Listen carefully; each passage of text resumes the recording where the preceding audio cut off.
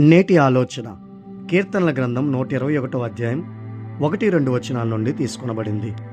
కొండల తట్టు నా కన్నులెత్తుచున్నాను, నాకు సహాయం ఎక్కడి నుండి వచ్చును? యెహోవా వలననే నాకు సహాయం కలుగును. ఆయన భూమి ఆకాశములను సృజించినవాడు. జీవితంలో సమస్యలు ఎదురైనప్పుడు మనం సహాయం కోసం అనేక చోట్ల వెతుకుతాము, కానీ నిజమైన సహాయం దేవుని నుండి లభిస్తుంది. ఆయన మన అవసరాలను ఎరిగినవాడు, సరైన సమయంలో సహాయం చేసేవాడు. ప్రార్థన. ప్రభువా, ప్రతి అవసరములో నిన్నే నా సహాయకునిగా నమ్ముటకు నాకు విశ్వాసమును అనుగ్రహించుము. ఆమేన్. నేటి ఆలోచన కీర్తనల గ్రంథం 121 అధ్యాయం 1-2 వచనాల నుండి తీసుకొనబడింది.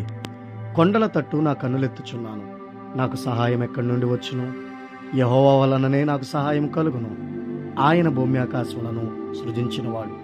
జీవితంలో సమస్యలు ఎదురైనప్పుడు మనం సహాయం కోసం అనేక చోట్ల వెతుకుతాము, కానీ నిజమైన సహాయం దేవుని నుండి లభిస్తుంది. ఆయన మన అవసరాలను ఎరిగినవాడు, సరైన సమయంలో సహాయం చేసేవాడు. ప్రార్థన. ప్రభువా, ప్రతి అవసరములో నిన్నే నా సహాయకునిగా నమ్ముటకు నాకు విశ్వాసమును అనుగ్రహించుము. ఆమేన్.